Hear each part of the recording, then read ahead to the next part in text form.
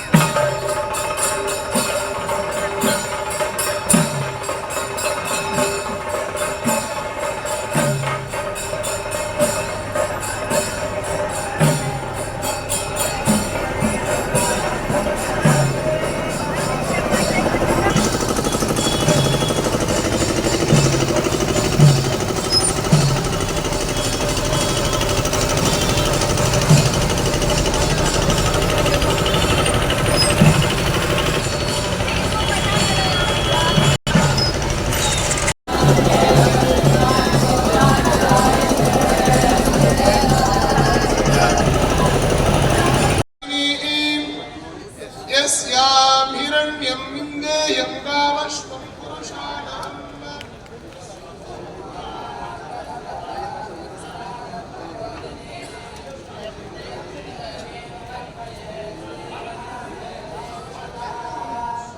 कांसोऽस्मितां हिरण्यप्राकारामार्द्राज्वलन्तीं तृप्तां तर्पयन्तीं पद्मे स्थितां पद्मवर्णां तामिहोपक्वये श्रियम्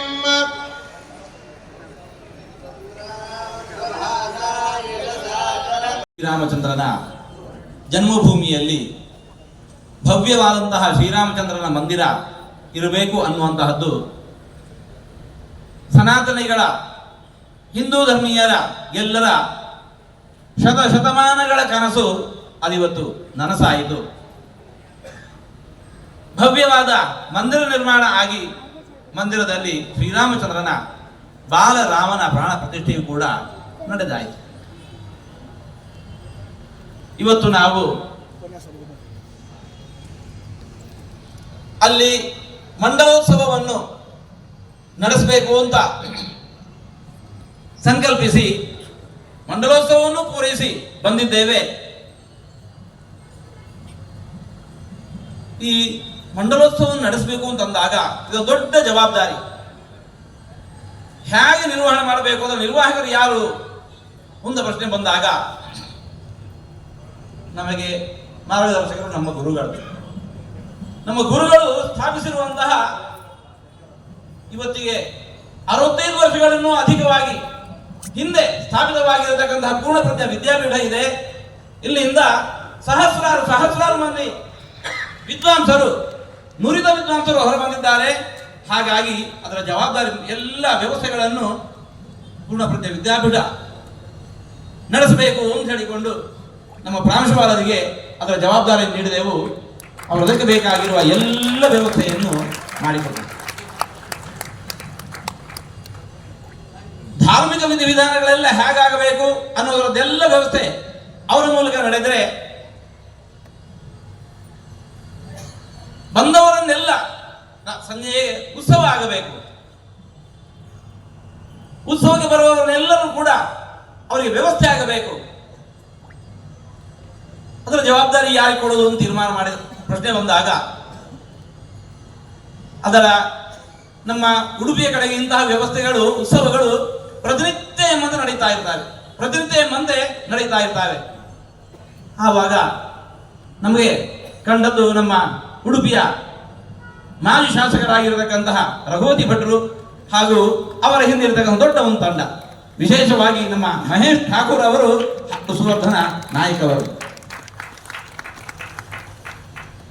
ಅವರು ಅಲ್ಲಿ ಬಂದು ಉಳಿದುಕೊಂಡು 42 ದಿವಸಗಳ ಕಾಲ ಬಂದು ಉಳಿದುಕೊಂಡು ಆ ವ್ಯವಸ್ಥೆಯನ್ನು ನೋಡಿಕೊಟ್ರು. ಇನ್ನು ಆಡಳಿತಕ್ಕೆ ಸಂಬಂಧಪಟ್ಟಂತಹ ಅನೇಕ ವ್ಯವಹಾರಗಳು ಬೇಕಾಗ್ತವೆ.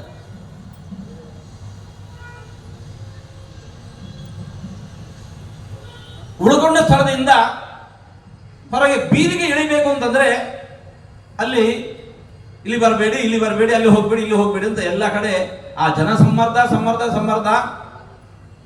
ಯಾರು ಎಲ್ಲಿ ಹೋಗ್ಬೇಕು ಅಂತ ತಿಳಿಯೋದಿಲ್ಲ. ನಿರ್ವಿಘ್ನವಾಗಿ ಸಾಂಗೋಪಾಂಗವಾಗಿ ನೆರವೇರಿತು. ಹೀಗೆ ಒಬ್ಬರಲ್ಲ ಇಬ್ಬರಲ್ಲ, ಈಗ ತಾನೇ ನಮ್ಮ ಸತ್ಯನಾರಾಯಣಾಚಾರ್ಯರು ಹೇಳಿದಂತೆ ದೇಶದ ಉದ್ದಗಲದಿಂದ ಎಲ್ಲ ವೈದಿಕರು ಅವರು ಬಂದು ಆ ವೈದಿಕ ವಿಧಿವಿಧಾನಗಳ ಧಾರ್ಮಿಕ ಪ್ರಕ್ರಿಯೆಗಳನ್ನು ಅದನ್ನೆಲ್ಲ ನಡೆಸಿಕೊಟ್ರು.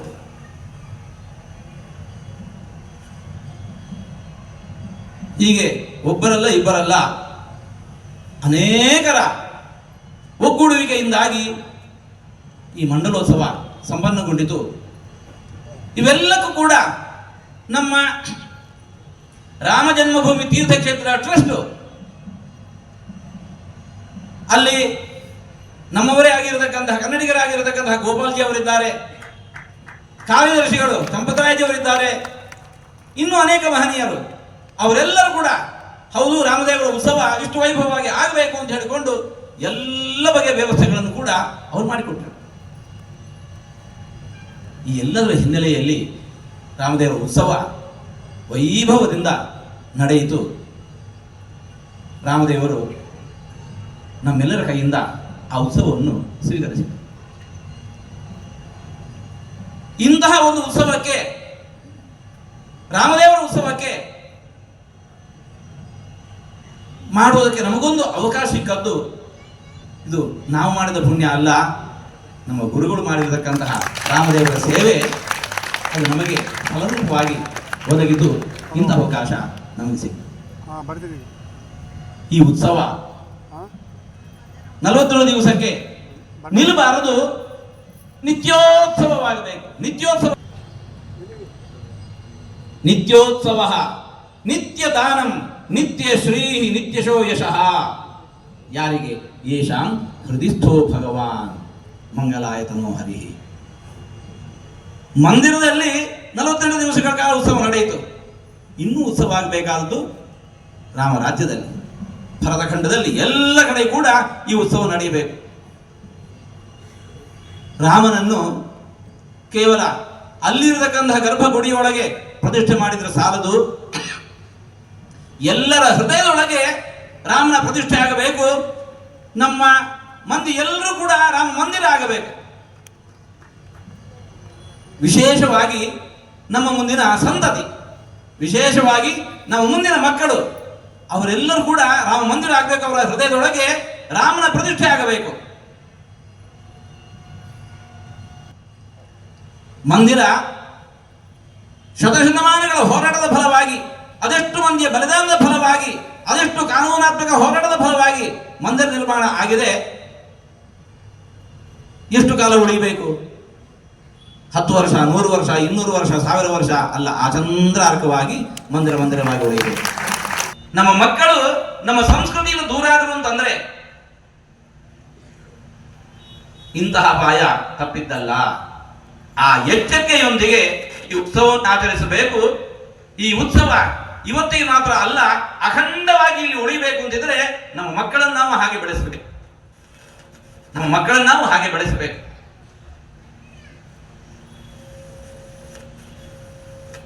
ಆಗ ಮಾತ್ರ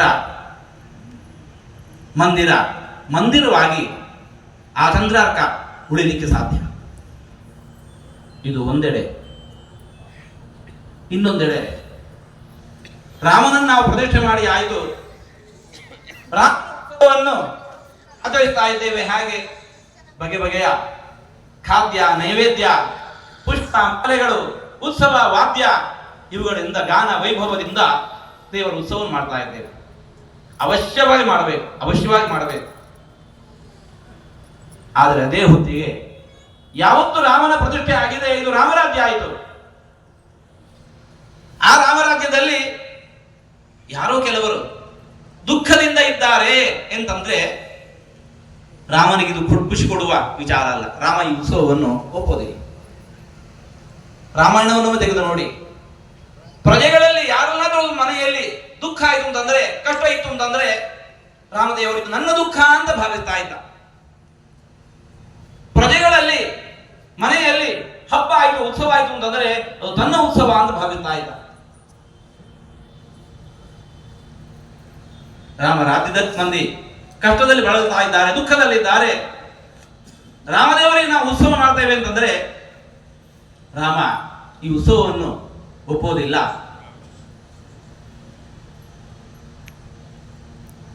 ನೋಡಿ, ಒಬ್ಬ ತಾಯಿಗೆ ಇಂತಹದ್ದೇ ಒಂದು ದೊಡ್ಡ ಸಭೆಯಲ್ಲಿ ಸಹಸ್ರಾರು ಮಂದಿಯ ಮುಂದೆ ಸಮ್ಮಾನ ನಡೀತಾ ಇದೆ. ಆ ಹೊತ್ತಿಗೆ ಅದೇ ತಾಯಿಯ ಒಂದು ಮಗು ಅಲ್ಲಿ ಅಂಗಳದಲ್ಲಿ ಆಡಾಡ್ತಾ ಇತ್ತು. ಬಿದ್ದು ಕೈಕಾಲು ಗಾಯ ಮಾಡಿಕೊಂಡು, ಕೈಯೆಲ್ಲ ಕೆಸರು ಮಣ್ಣು ಎಲ್ಲ ಮೆತ್ತಿಕೊಂಡು ಅಳುತ್ತಾ ಇದೆ. ಇಲ್ಲಿ ತಾಯಿಗೆ ಸಮ್ಮಾನ ಆಗ್ತಾ ಇದೆ, ಮಗುವಲ್ಲಿ ಅಳ್ತಾ ಇದೆ. ತಾಯಿಗೆ ಆ ಸಮ್ಮಾನ ಎಷ್ಟು ಆಪ್ಯಾಯಮಾನವಾದೀತು. ಅದೇ ಹೊತ್ತಿಗೆ ಯಾರೊಬ್ಬ ವ್ಯಕ್ತಿ ಬಂದ, ಆ ಮಗುವನ್ನು ಸಂತೈಸಿದ, ಆ ಮಗುವಿಗೆ ಸ್ನಾನ ಮಾಡಿಸಿದ, ಮೈ ಕೈಯ ಧೂಳನ್ನೆಲ್ಲ ತೆಗೆದ, ಗಾಯವನ್ನೆಲ್ಲ ಸವರಿದ ಸರಿಪಡಿಸಿದ. ಈಗ ತಾಯಿಗೆ ಸಂತೋಷ ಆಗುತ್ತೆ. ಅದರಂತೆ ತ್ವಮೇವ ಮಾತಾದ ಪಿತಾ ತ್ವಮೇವ ತ್ವಮೇವ ಬಂಧುಶ್ಚ ಸಖಾ ತ್ವಮೇವ ಆಗಿರತಕ್ಕಂತಹ ಶ್ರೀರಾಮಚಂದ್ರನ ಉತ್ಸವ ಶ್ರೀರಾಮಚಂದ್ರನ ಸ್ವೀಕರಿಸ್ತಾನೆ ಯಾವಾಗ? ಅವನ ಮಕ್ಕಳು ಪ್ರಜಾನಾಂಚ ಹಿತೇ ರತಃ. ಪ್ರಜೆಗಳಲ್ಲಿ ದುಃಖ ಇತ್ತು ಅಂತಂದ್ರೆ ರಾಮ ಮಾತ್ರ ಈ ಉತ್ಸವವನ್ನು ಒಪ್ಪಿಕೊಳ್ಳುವುದಿಲ್ಲ. ಹಾಗಾಗಿ ಇವತ್ತು ರಾಮ ಮಂದಿರದ ನಮ್ಮ ಕನಸು ನನಸಾಯಿತು. ರಾಮ ಮಂದಿರದ ಕನಸು ನನಸಾಯಿತು. ಒಬ್ಬರಿಂದ ಇಬ್ಬರಿಂದ ಅಲ್ಲ, ಎಲ್ಲರೂ ಕೈ ಜೋಡಿಸಿದ್ದರಿಂದ. ಅದರಂತೆ ಇವತ್ತು ನಮ್ಮ ಕನಸು ಅಷ್ಟಕ್ಕೆ ಸೀಮಿತವಾಗಿಲ್ಲ. ರಾಮ ರಾಜ್ಯದ ಕನಸು ಬಾಕಿ ಇದೆ. ರಾಮ ರಾಜ್ಯದ ಕನಸು ಬಾಕಿ ಇದೆ.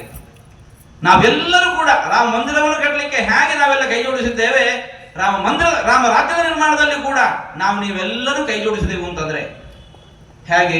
ಹೀಗೆ ಯಾರು ಕಷ್ಟದಲ್ಲಿದ್ದಾರೆ, ದುಃಖದಲ್ಲಿದ್ದಾರೆ, ನಮ್ಮಿಂದ ಏನು ಸಾಧ್ಯವೋ ಹಾಗೆ ಅವರಿಗೆ ಸೇವೆ ಮಾಡೋಣ.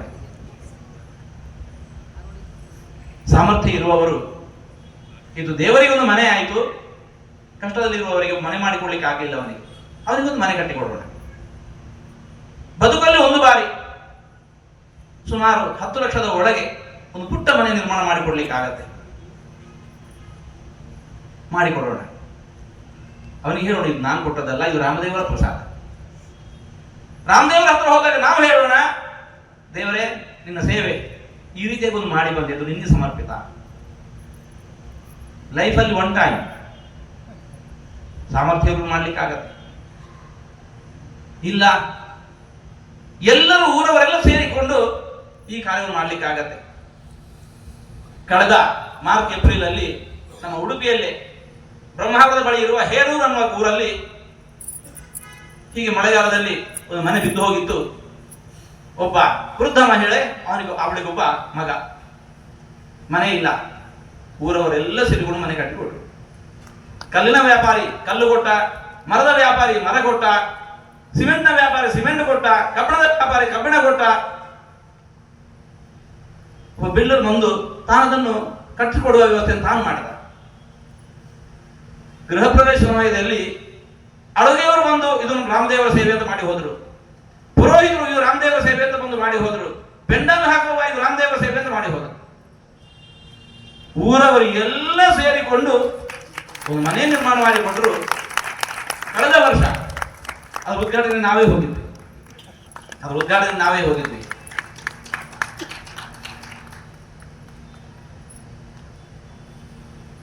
ಇಂತಹ ಅನೇಕ ಸೇವೆಗಳು ರಾಮದೇವರ ಹೆಸರಲ್ಲಿ ನಡೀತಾ ಇದ್ದಾರೆ. ಎಲ್ಲರೂ ಇದರಲ್ಲಿ ಕೈ ಜೋಡಿಸಿದ್ದಾದರೆ ರಾಮ ರಾಜ್ಯದ ಸಂಕಲ್ಪ ಅದು ಪರಿಪೂರ್ಣ ಆಗ್ಲಿಕ್ಕೆ ಕೂಡ ಕಷ್ಟ ಇಲ್ಲ. ಆ ರೀತಿ ನಾವೆಲ್ಲರೂ ಕೂಡ ಅದರಲ್ಲಿ ಕೈ ಜೋಡಿಸೋಣ. ಆವಾಗ ಮಾತ್ರ ರಾಮದೇವರ ಸೇವೆ ಪರಿಪೂರ್ಣ ಆಗತ್ತೆ. ಇಂತಹ ಈ ಉತ್ಸವ ಅದು ಪರಿಪೂರ್ಣ ಆಗತ್ತೆ. ಈ ಉತ್ಸವದಲ್ಲಿ ಇವತ್ತು ರಾಮದೇವ ಉತ್ಸವವನ್ನು ಮಾಡಿ ಬಂದಿದ್ದೇವೆ ಎಂಬ ಕಾರಣಕ್ಕೋಸ್ಕರ ನಮ್ಮನ್ನು ಇವತ್ತು ಸ್ವಾಗತಿಸುತ್ತಾ ಇದ್ದೀರಿ. ಇದು ನಮಗೆ ಸಲ್ಲುವ, ಒಬ್ಬರಿಗೆ ಸಲ್ಲುವ ಗೌರವ ಅಲ್ಲ. ನಮ್ಮಂತಹ ಯಾವುದೇ ಸಂತರು ಅಲ್ಲಿ ಇದ್ರೂ ಕೂಡ ಅವರು ಇದೇ ಕಾರ್ಯವನ್ನು ಮಾಡಿಯೇ ಬರುವವರು. ಹಾಗಾಗಿ ನಾವು ಇಂತಹ ಕಾರ್ಯವನ್ನು ಮಾಡಿಲ್ಲ ಅಂತ ಅಪರಾಧ ಆಗ್ತಿತ್ತು ಹೊರತು ಮಾಡಿದ್ರಿಂದಾಗಿ ದೊಡ್ಡ ಸಾಧನೆ ಅಲ್ಲ. ಮಾಡಿಲ್ಲ ಅಂತ ಹೇಳಿದ್ರೆ ದೊಡ್ಡ ಅಪರಾಧ ಆಗ್ತಾ ಇತ್ತು. ಹಾಗಾಗಿ ಇವತ್ತು ಈ ಸಮ್ಮಾನ ಗೌರವ ಏನಿದೆ ನಮ್ಮ ನಾಡಿನ ಎಲ್ಲ ಸಂತರಿಗೂ ಕೂಡ ಇದನ್ನು ಸಮರ್ಪಿಸ್ತಾ ಇದ್ದೇವೆ.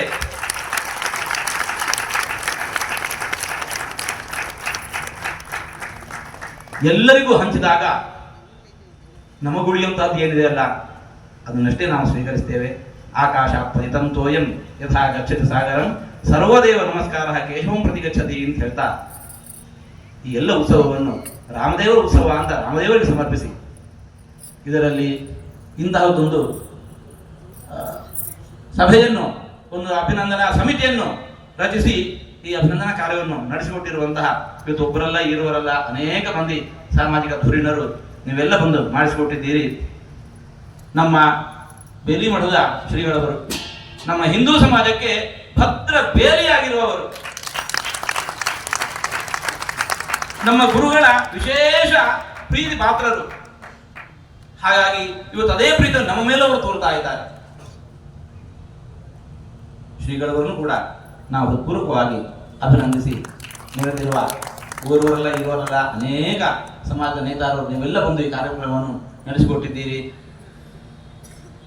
ಕೆಳಗೆ ಇವತ್ತು ಭವ್ಯವಾದಂತಹ ಮೆರವಣಿಗೆಯನ್ನು ಮಾಡುವ ಮೂಲಕ ನಿಮ್ಮ ರಾಮದೇವರ ಕುರಿತಾಗಿ ನಿಮಗೆ ಇರತಕ್ಕಂತಹ ಭಕ್ತಿ ಭಾವ ಏನು ಅನ್ನೋದನ್ನು ರಾಮದೇವರಿಗೆ ಸಮರ್ಪಿಸುತ್ತೀರಿ. ನಿಮಗೆಲ್ಲರೂ ಕೂಡ ರಾಮದೇವರ ಅನುಗ್ರಹ ಶ್ರೀರಕ್ಷೆ ನಿರಂತರ ಇರಲಿ ಅಂತ ಮತ್ತೊಮ್ಮೆ ಪ್ರಾರ್ಥಿಸಿ ಮಾತನ್ನು ಮುಕ್ತಾಯಗೊಳಿಸ್ತಾ ಇದ್ದೇವೆ.